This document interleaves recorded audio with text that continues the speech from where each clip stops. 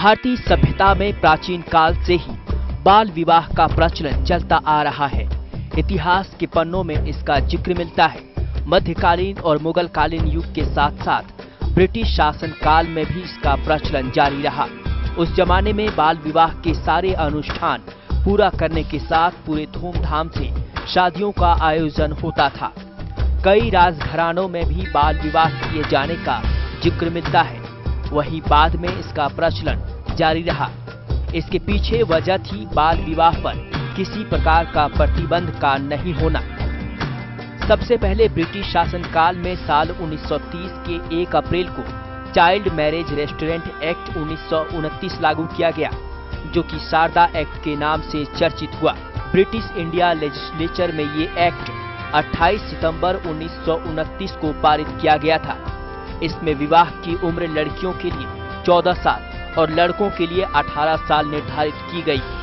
बाद में इस एक्ट में संशोधन कर युवती की उम्र 18 साल और युवक की उम्र 21 साल की गई। इस एक्ट का उल्लंघन करने वालों को सजा और जुर्माना का प्रावधान किया गया। बाल विवाह का प्रचलन बढ़ने के पीछे कई वजह बताए जाते हैं। इसमें गरीब परिवार अपनी कम उम्र की बच्ची की शादी अमीर परिवार में कर आर्थिक स्थिति में सुधार करना चाहता था। वहीं कुछ लोग अपनी बच्चियों को शादी से पहले यौन शोषण से बचाने के लिए बाल विवाह कराते थे। साल 2007 के 10 जनवरी को बाल विवाह प्रतिषेध अधिनियम 2006 लागू किया गया। जम्मू कश्मीर पांडेचेरी क्षेत्र को छोड़कर ये पूरे देश में लागू है। इसके तहत विवाह के लिए युवती की उम्र 18 और युवक की उम्र 21 साल निर्धारित की गई है। अधिनियम की धारा 3 के तहत बाल विवाह के बंधन में आने वाली युवती के भरण पोषण और रहने का इंतजाम पुरुष पक्षकार को करने का प्रावधान किया गया है। न्यायालय इस संबंध में उसके पुनर्विवाह होने तक का आदेश दे सकता है।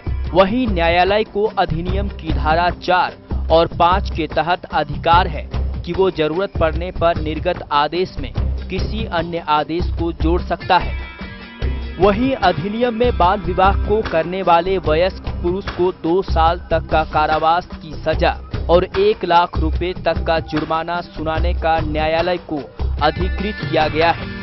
इसमें बाल विवाह कराने के दोषी पाए जाने वालों को भी दंड और जुर्माने का प्रावधान है, लेकिन इसमें संलिप्त स्त्री को कारावास की सजा से मुक्त रखा गया है।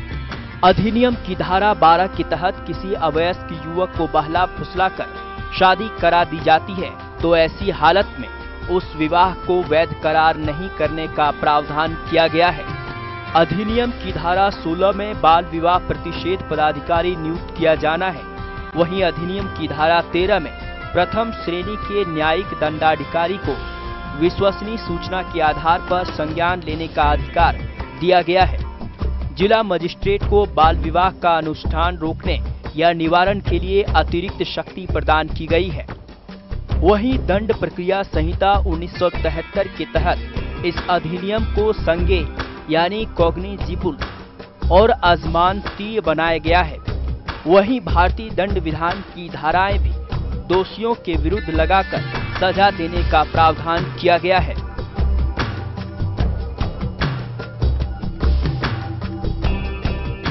बाल विवाह को रोकने को लेकर इतने कड़े कानून बनाए जाने के बावजूद भारत में कई हिस्सों में ये प्रचलन आज भी जारी है। हालांकि समय समय पर सरकार की ओर से इसके लिए जागरूकता अभियान चलाया जाता रहा है।